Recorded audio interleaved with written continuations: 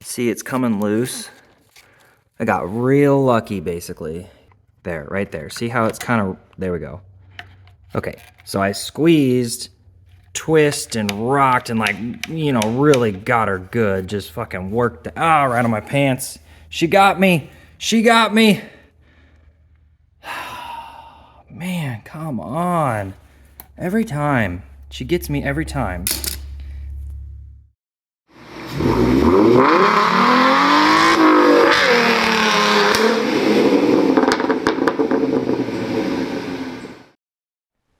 Hello and welcome back to Speed Freak Garage, home of PowerSports on YouTube. Today we have 3 separate projects and I will be editing up the video for those 3 projects, so just kind of keep that in mind while you're watching. We are going to be finishing our radiator hose. So the first step would be to just go ahead and start disassembling the bike. We need to get the seat off, we need to get the shrouds off, we need to get the tank off and the pump disconnected.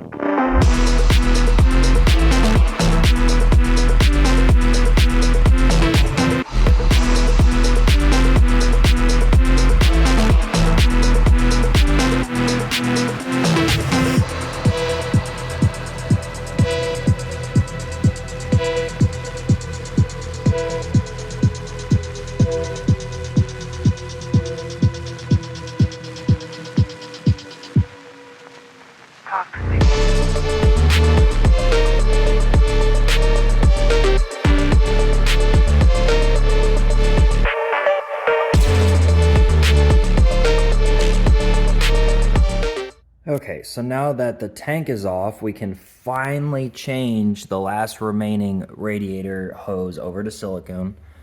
Sorry, that was weird. Silicone hose. The problem is my GoPro died. I need to charge it for the video on the tank, about the tank. So we're gonna kind of just use my phone. So what we're gonna do, this is brand new fresh coolant. I barely put, you know, much time on the bike. So I'm just gonna drain as much as I can back in here because I don't have enough to redo this job. I should have bought more. I didn't really think that through. We're just gonna drain as much as we can. I used brake cleaner to quickly clean off this area so there's no dirt that could get into the coolant. So we're gonna drain it down. Then we're gonna pull the hose clamps, and then we're gonna wrestle the hose out, new hose on, hose clamps. We're gonna check these hose clamps. They're still tight, but we're gonna check them anyway. So, and it looks like my heat shield is doing a really good job. It's not even burnt. It's not even burnt or anything. So that's awesome. So I'm happy, very happy with that. So yeah, just kind of bear with me since the GoPro is not available. Okay, so we popped the cap and then we popped out our drain plug, and just like last time, she started gushing and we were able to capture most of it. At least enough that we can get the bike filled back up, no problem. The rest of it went on the floor. Quickly washed my hands and everything because that stuff's real nasty. So now we're gonna just pull these hose clamps off, 1, 2, and then pull the hose. Okay, so I checked all the hose clamps that we had installed in the last video, and they were either a quarter to a full turn loose, every one of them.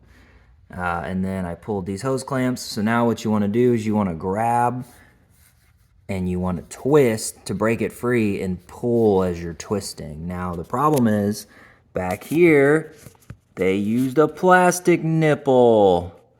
It's plastic. So I am very concerned about what to do back here. We're gonna have to be extremely careful. Yeah, fun. Okay, I got lucky. So what I did is I came down here with these on this bend, and I squeezed. And then up here, sorry, okay, so up there, the plastic nipple, I just kind of rocked it. See, it's coming loose. I got real lucky, basically. You can kind of see it. Sorry, I'm trying to, there, right there. See how it's kind of, there we go.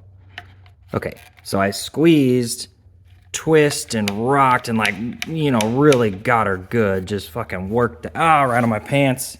She got me. She got me. Man, come on. Every time. She gets me every time. Now, when you pull your hose clamps, you got to be careful. There's actually two different sizes of nipples. The motor nipple's smaller than the plastic nipple, so you got to make sure you grab the right clamp. And then I'm actually going to change the direction of the plastic nipple to make it easier to get to. But the motor nipple, I'm going to leave the direction they had it. So we're going to lube up these ends real good, and hopefully they just slip right back on.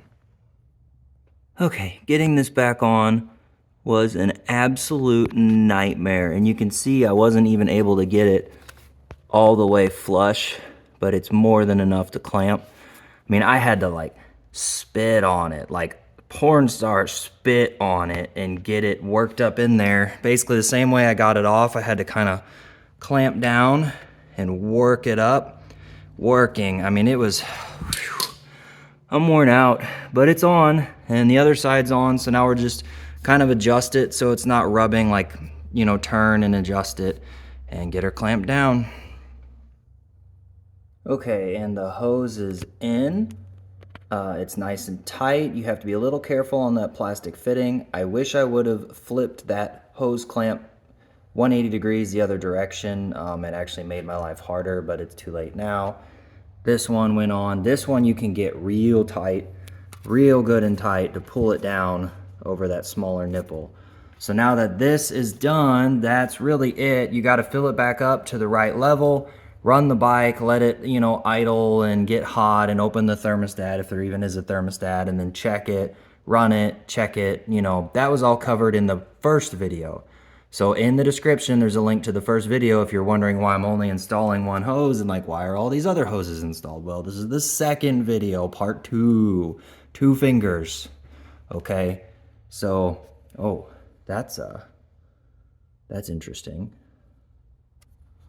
Well, I'm glad I retightened it. So anyway, that's it for this radiator hose. Again, this is part 2. There's way more information in part 1.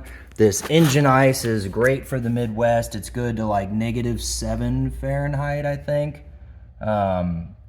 So it's basically, you know, perfect for my area. Anyway, thank you guys for watching. We will see you next time.